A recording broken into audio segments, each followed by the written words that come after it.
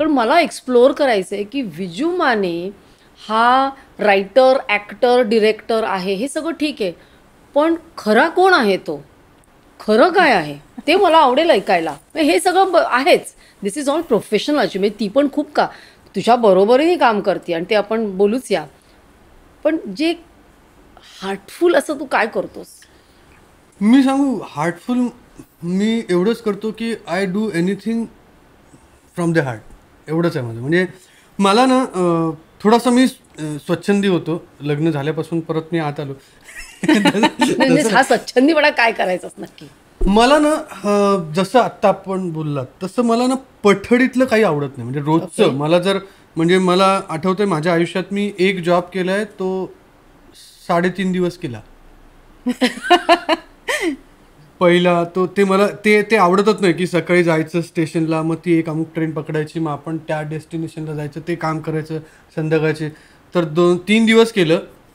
चौथ्या दिवशी मला लेट झाला, माझी ट्रेन चुकली, म्हणजे अशी माझ्या समोरून गेली आणि माझा जो इमिजिएट बॉस होता त्याने अपशब्द वापरले. मी त्याला मारलं. मारलं? हा म्हणजे माझं थोडंसं बॅकग्राऊंड वेगळं पण आहे. म्हणजे काय?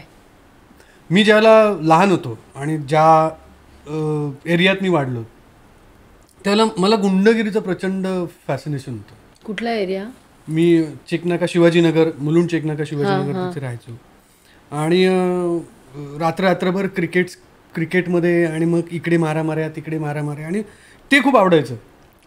म्हणजे एकीकडे मी अत्यंत हुशार मुलगा होतो की 10वीला 86, आता खूपच कमी वाटतात 86, पण त्यावेळेला 86% आणि दुसऱ्याच वर्षी मी नापास झालो होतो. म्हणजे आय वॉज अ पर्सन की जो माझं मॅथ्स अत्यंत प्रेमाचा सब्जेक्ट, की आउट ऑफ मार्क्स असायचे मला कायम एनी टेस्ट. आणि त्याच मॅथ्समध्ये मी 11वीला फेल होतो. सो इतकं ते असं होतं. आणि मग त्यावेळेला कदाचित त्या वयात तो एक जोश असतो, एक बंडखोरी असते ना की अरे चल मग मी माझ्या याने जगणार. मग तसं जगल्यानंतर मग तसं त्यांच्याच मध्ये राहायला लागलो. मग ते आवडायला लागलं त्यांचं विश्व. ते मित्र असले की खूप अभिमान वाटायचा की अरे तो जो गुंड आहे ना तो तिकडचा खूप मोठा गुंड आहे, मग तो भांडूपचा, मग तो भायखळ्याचा. मग ते आवडायला लागले की ते मित्र भेटतायत म्हणजे आपण खूप काहीतरी भारी होत असत. पण प्रत्येकाचं लाईफ कुठेतरी एक डेस्टाईन्ड असतं. तर तसं ते वाहत गेलं. 11वी दुसऱ्यांदाही फेल झालो. आणि एक माणूस आयुष्यात आला, तो काहीतरी बोलला आणि ते असं लाईटनिंग चमकते तसं चमकलं. त्या दिवसापासून जे ते सगळं सोडलं आणि मग फोकस झालो माझ्या शिक्षणावर, मग करिअरवर. आता असं काही नाही, त्या मित्रांनाही भेटतो. म्हणजे शेवटी ते मित्रच आहेत. त्यांनी त्यांचं प्रोफेशन कोणाला त्रास देण्याचं नसतं, ते त्यांचं आयुष्य असतं. पण आता ते काही करावंसं वाटत नाही. म्हणजे आता असं वाटतं की नको, आपण आपलं फॅमिली, आपलं करिअर हे छान आहे खूप, आणि ईश्वराची कृपा आहे की आपल्याला हे सगळं मिळतं. पण तेव्हा हे सगळं करत असताना आई वडिलांचा काय त्याला? माझं कसं होतं की मी आईच्या पोटात असताना माझे वडील गेले होते आणि मला सावत्र आईसुद्धा आहे. सावत्र आई आणि मी लहान, आणि त्या दोघींनी प्रचंड कष्ट करून, म्हणजे काबाड कष्ट आपण ज्याला म्हणतो ना. आमची परिस्थिती फार गरिबीची होती. म्हणजे त्या काळी रेशनवर जसं मिक्स धान्य मिळायचं ना, ते धान्य घरी आणून ते निवडून वगैरे आम्ही जगलेलो आहोत. असं मी सुद्धा वयाच्या समज या आल्या क्षणी मी हमाली करायला लागलो होतो. तर ते सगळं करत आईने खूप कष्ट केले आणि मग मी वयाच्या 12व्या वर्षी वगैरे मी घराची जबाबदारी घेतली होती. 12-13व्या वर्षी, म्हणजे घरातल्या प्रत्येक गोष्टीची. म्हणजे भावंड होती एकटा. त्यामुळे ते करत असल्यामुळे कदाचित मला असं वाटतं की आत्ता पण ज्यावेळेला जबाबदारीचं इतरांना ओझं वाटतं त्यावेळेला मला त्या जबाबदारीचा आनंद वाटतो. कारण तीच तर माझी बेसिक जडणघडण. जबाबदारी घेणं हे म्हणजे मला कधी असं म्हणते की सतत सगळे जे माझ्यापेक्षा वयाने मोठे असलेले मित्रसुद्धा आहेत ते माझ्याकडे येतात. अरे मला हा प्रॉब्लेम आहे, मला असं आहे, मला याच्यात मदत पाहिजे, मला याची मदत पाहिजे. तुम्ही आहात कोण? तर मला कदाचित ते असं वाटतं की ईश्वरीय संकेत असेल की अरे कोणाला जर जबाबदारी घ्यायची असेल तर या सगळ्या क्लस्टरमध्ये हा दिसतोय, तर याच्याकडे जा. त्यामुळे ते येतात आणि मला काय त्याचं ओझं वाटत नाही किंवा मला दडपण वाटत नाही. मला उलट कोणाच्या कामी मी आलो, माझा वेळ कामी आला त्यांच्या, माझी ओळख या फील्डमुळे पटकन ओळखी होतात, तर ती ओळख जर त्याच्या कोणाच्या कामाला आली तर आनंदच आहे ना. म्हणजे काय असं ते आहे. You are very dependable. कारण म्हणजे एखाद्याची जबाबदारी घेतली की मग त्यांना विश्वास असतो की मी विजूला फोन केला की माझं काम व्यवस्थित होणार. हो हो, असे खूप फोन आणि रोज येतात. रोज येतात ना. आज नाही आला तर चुकल्यासारखं होईल की अरे आज फोन कोणाचा बंद आहे ना. पण आता फोन बंद ठेवला. म्हणजे बरं झालं पण मला सांगितलं. मला पण असं काय आता पॉडकास्टच्या वेळेला हा जरा येतो का, जरा ऍडजस्ट करून दे सेट वगैरे, काही म्हणजे प्रॉब्लेम. माझ्याकडे कसं आहे, मी जगनमित्र आहे. हे जगन मित्र आहे. सगळीकडे आहेत मित्र. तुम्ही म्हणाल त्या फील्डमध्ये, जसं मी म्हटलं गुंडही मित्र आहेत, तसे डॉक्टरही मित्र आहेत, ब्युरोक्रॅट्स मित्र आहेत, पॉलिटिशियन्स मित्र आहेत. आमच्या फील्डला सोडून सोशल फील्डमधले तिथेही खूप चांगले मित्र आहेत.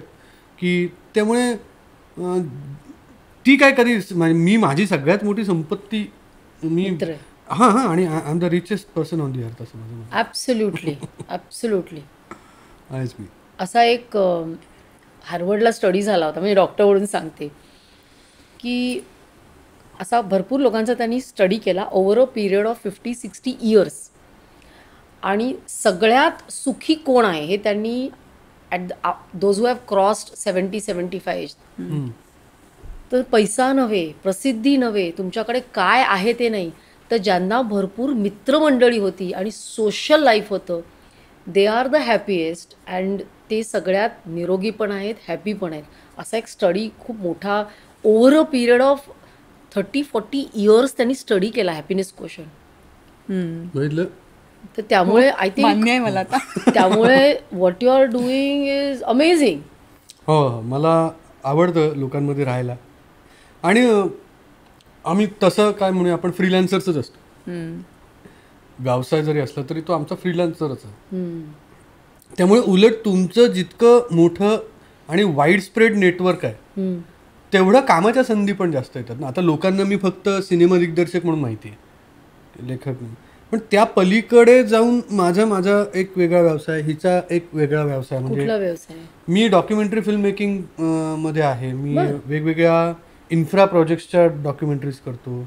मी मेडिकल डॉक्युमेंटरीज करतो. मी ॲडव्हर्टायझिंग मध्ये आहे. म्हणजे फार कमी लोकांना माहिती असेल की मी ICICI प्रुडेन्शियल पासून, रेमंड्स पासून, कॉटन किंग पासून 100+ जाहिराती मी केली. हां, TVCs मध्ये आहे, इव्हेंट्समध्ये आहे मी. म्हणजे मला खूप आवड आहे. मला मोठे इव्हेंट्स जे आपण पाहतो तसे इव्हेंट्स, त्याचं लिखाण, त्याचं क्रिएशन, त्याचं ऑफ स्टेज, ऑन स्टेज सगळं आमचा मित्र आम्ही Sandeep Vengurlekar, light and shade आणि मी, आमची कंपनी, असं आम्ही एकत्र वेंचर करतो. आपल्या महाराष्ट्रातले जेवढे मोठे पॉलिटिकल इव्हेंट्स तर डेफिनेटली आम्हीच करतो. That's a very big thing. हां, सभा मोठ्या आणि तर ते सगळं वेगळं करिअर आहे माझं, apart from what people know. म्हणजे आता पॉलिटिकल वारे वाहत आहेत आजूबाजूला. तर बरं वाटतं की नितीन गडकरींसारखा माणूस, ज्यांना मी पॉलिटिक्स अपार्ट, मी कुठल्याही पक्षाचा हे नाही आहे, पाईक नाही आहे. I work for every party.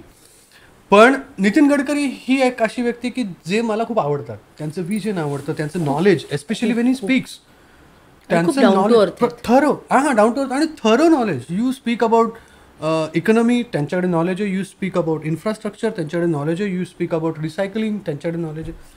तर त्यांचं काम करायची आत्ता मला संधी मिळाली, तर ते आवडतं ना. की अरे चला, त्या निमित्ताने मी जसं म्हटलं, त्या निमित्ताने फ्रेंड सर्कल एक्सटेंड झालं माझं. आता आय कॅन से की yes, I do have my friends in Nagpur. असं तर तसं वेगवेगळ्या फील्डमध्ये वेगवेगळं काम करणं. रोज नवीन पाहिजे ना दिवस, रोजचा दिवस नवीन पाहिजे. काय गंमत आहे, आपण म्हणतो सूर्य पूर्वेला उगवतो, पण सूर्यसुद्धा त्याच जागी उगवत नाही ना. तो थोडा दक्षिणायन, मग थोडं उत्तरायण, तर चालूच असतं ना. तसं आपणही रोज दक्षिणायन उत्तरायण केलंच पाहिजे ना. की कुठे कुठे फिरून रोज नवीन, आजचा दिवस नवीन. आज जसं इथे आलो म्हणजे आपली भेटच किती रेअर आहे. आपण आलो, भेटलो, गप्पा मारतोय, हे आजचा दिवस नवीन आहे. मी कधीच असा एक्सपिरियन्स केला नाही, तो आज करतो. सो हेच मला आवडतं. मी हिला सांगितलेलं पण आहे, इट माईट हॅपन की मला अजून काही वर्षात मला शेती करावीशी वाटते. तर मी शेतीत झाडात ह्याच्यात प्राण्यात रमणारा माणूस आहे. त्यामुळे मी कदाचित अजून काही वर्षांनी आपल्याला पॉडकास्ट करायला माझ्या शेतीवर यावं लागेल असंही. हो हो की नाही. येस. ही क्लिप शेवटपर्यंत बघितल्याबद्दल खूप खूप धन्यवाद. संपूर्ण एपिसोड बघण्यासाठी खाली दिलेल्या लिंकवर क्लिक करा आणि सर्व काही चॅनलला सबस्क्राईब करायला विसरू नका.